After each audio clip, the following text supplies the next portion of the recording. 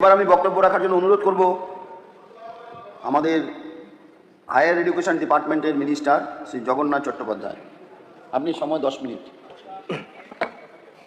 মাননীয় অধ্যক্ষ মহোদয়, উচ্চশিক্ষা দপ্তরের 2026-27 সালের 70 নম্বর অভিযোজনের উপর যারা আজকে বিতর্কে অংশগ্রহণ করেছেন এমন 8 জন সম্মানীয় সদস্য তাদের বক্তব্য শুনলাম এবং ঘটনাচক্রে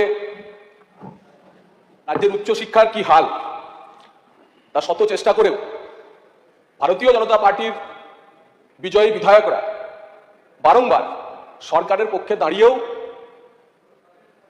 আসল কথা বলতে গিয়ে যা বোঝালেন তা উত্তরাধিকার সূত্রে আমরা একটি পোকায় খাওয়া উচ্চশিক্ষা ব্যবস্থাকে হাতে পেয়েছি। তাই ভারতীয় জনতা পার্টির প্রতি মানুষের এই আশীর্বাদ এবং পরিবর্তনের সরকারের পরে তো প্রথম 100 দিনের মধ্যে আমরা উচ্চশিক্ষা দপ্তর নিয়ে আমাদের বাজেটে আমরা যা বলেছি, ভবিষ্যতের দিশা আমরা যা দেখাবো, তার সঙ্গে কি অবস্থায় আমরা উচ্চশিক্ষা দপ্তরকে পেয়েছি তা যদি এই মহতী সদনে এবং আমাদের সম্মানীয় সদস্যদের সামনে না রাখি, তাহলে উচ্চশিক্ষা মন্ত্রী হিসাবে আমি আত্মপ্রবঞ্চনায় ভুগব। বাস্তবিক উচ্চশিক্ষার কি হাল, উচ্চশিক্ষা নিয়ে আমাদের পূর্ববর্তী যে সরকার তারা কতটা আগ্রহী ছিলেন তার প্রমাণ আজকের এই বেঞ্চ। আমি খুবই ইমপ্রেসড প্রসূন বাবুর কথা শুনে, কিন্তু আমার মনে হচ্ছে যে এখনো পেশাদার পুলিশ অফিসার বা প্রশাসক তিনি রয়ে গেছেন, এখনো ততটা রাজনীতিবিদ হতে পারেননি। আর মদনদা তো আছেনই, উচ্চশিক্ষা এবং মদনদাকে ঠিক মেলানো আমাদের, কিন্তু বাকি আর কেউ নেই। মদনদা উচ্চশিক্ষায় জ্যোতিষ্ক, আমরা সব ছোটখাটো নক্ষত্র যদি হই। এই অনুপস্থিতিই বলছে যে যেখানে সিন্ডিকেটবাজি নেই, কাটমানি নেই, চুরি জচ্চুরি নেই, সেখানে তৃণমূল কংগ্রেস নেই। এবং তার ফল একটি পোকাই খাওয়া উচ্চশিক্ষা ব্যবস্থা আমরা পেয়েছি। 31টি বিশ্ববিদ্যালয় হয়েছে। এই চেয়ারে যিনি বসতেন তিনি বারবার ঘোষণা করতেন, কটা ছিল আপনাদের সময়তে, এইভাবে বলতেন, আমি পারছি কিনা জানি না, 31টা বানিয়ে দিয়েছি রাজ্য পোষিত বিশ্ববিদ্যালয়। একটু জানাই কি অবস্থায় আমরা বিশ্ববিদ্যালয়গুলো পেয়েছি। প্রাইমারি স্কুলের অধম। আজকে এই বিধায়করাই আমার কাছে আসছেন, বলছেন আমার এলাকার বিশ্ববিদ্যালয়টা এই অবস্থায় আছে, এটার ইনফ্রাস্ট্রাকচার বাড়াতে হবে, দাদা কি করবো? দায়িত্ব যখন আমাদের কাছে মানুষ দিয়েছে আমরা তাদেরকে বড় করব, কিন্তু কি অবস্থায় পেয়েছি যদি এই সদনকে না জানাই, তাহলে উচ্চশিক্ষা নিয়ে যে এতদিন যে রোজি পিকচার দেওয়া হতো তা ওই অবস্থাতেই থেকে যাবে। 33টি বিশ্ববিদ্যালয় তৈরি হয়েছে, তার মধ্যে 9টি বিশ্ববিদ্যালয়ের পরিস্থিতির কথা বলছি। দার্জিলিং হিল ইউনিভার্সিটি ছাত্র সংখ্যা কত জানেন? 39। আরে বিশ্ববিদ্যালয় চলছে 39 জন ছাত্র নিয়ে। বিশ্ববিদ্যালয়টা কোথায় স্থাপিত হয়েছে? একটা ITI কলেজে। বিদ্যুৎ নেই, যাওয়ার রাস্তা নেই। ওখানে একটি বিশ্ববিদ্যালয় পাহাড়ে বেড়াতে গিয়ে হয়তো মনে পড়েছিল, কেউ দেখিয়ে দিয়েছিলেন দিদি এখানে একটা ইউনিভার্সিটি করলে হয় না, বলছে করে দেন, বিশ্ববিদ্যালয় হয়ে গেছে। ভাবুন, দার্জিলিং এর মতো পাহাড়ে নিচে নামলেই যেখানে নর্থ বেঙ্গল ইউনিভার্সিটি রয়েছে, আরো একটি বিশ্ববিদ্যালয় রয়েছে, দার্জিলিং গভর্নমেন্ট কলেজে পিজির সমস্ত কোর্সেস পড়ানো অলমোস্ট পাহাড়ি ছাত্রদের যা পড়ার দরকার, তারপরেও একটি হিল ইউনিভার্সিটি। উত্তরবঙ্গের আমাদের স্কুল শিক্ষামন্ত্রীর যে কেন্দ্র, সেখানে 20 কিলোমিটারের মধ্যে দুটি বিশ্ববিদ্যালয়, দুটিই ঢুকছে। 20 কিলোমিটারের মধ্যে দুটি বিশ্ববিদ্যালয়, দুটিই ঢুকছে। হয়েছে, MLA এসে বলেছেন বিশ্ববিদ্যালয় না হলে ওখানে হেরে যাবো, নর্থ বেঙ্গলে আমাদের বিজেপিকে হারাতে হবে, চলো বিশ্ববিদ্যালয় করে দেয়। কন্যাশ্রী ইউনিভার্সিটি বলছে জমি আছে, নেই।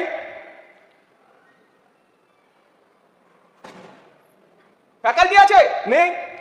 আমার দপ্তর আমাকে স্ট্যাটাস দিচ্ছে, বলছে গেস্ট অনলি ফ্যাকাল্টি আছে, গেস্ট অনলি স্ট্যাটাসে চলছে, অর্থাৎ গেস্ট ফ্যাকাল্টি দিয়ে একটা বিশ্ববিদ্যালয় চলছে। হিন্দি বিশ্ববিদ্যালয় হাওড়া, ব্রিজ দপ্তরে কলকাতা বিশ্ববিদ্যালয়, কলকাতা শহরে এতগুলি বিশ্ববিদ্যালয়।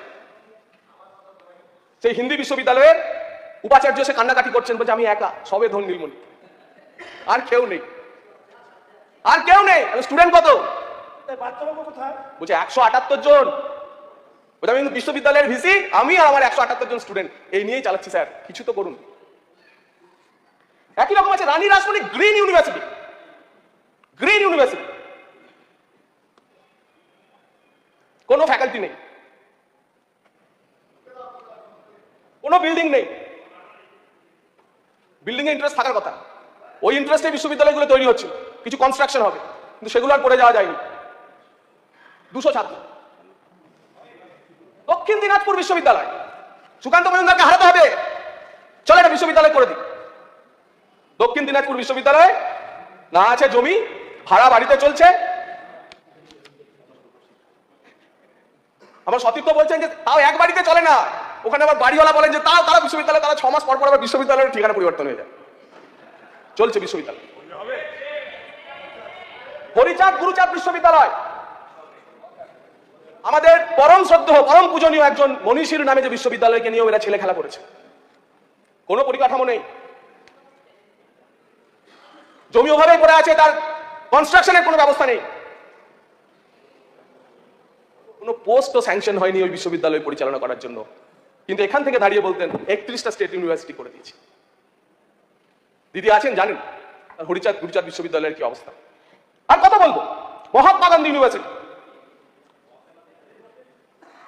মুর্শিদাবাদের একটি বিশ্ববিদ্যালয়, মুস্তাফিজুর বলছিল।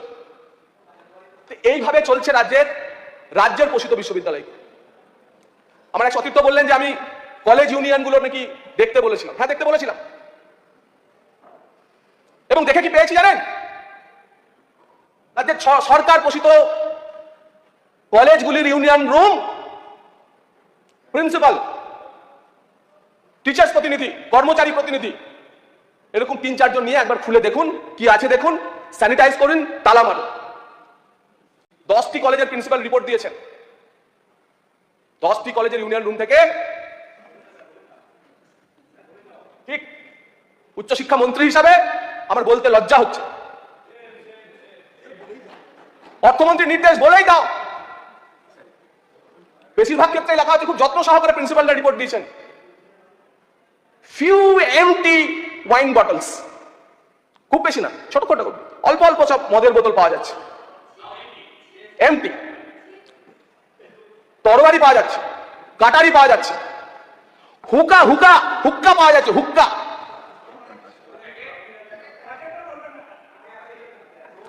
এবং দুর্ভাগ্যের বিষয়, একটি কলেজের ইউনিয়ন রুম থেকে ইউজড কন্ডম পাওয়া গেছে। গত 15 বছরে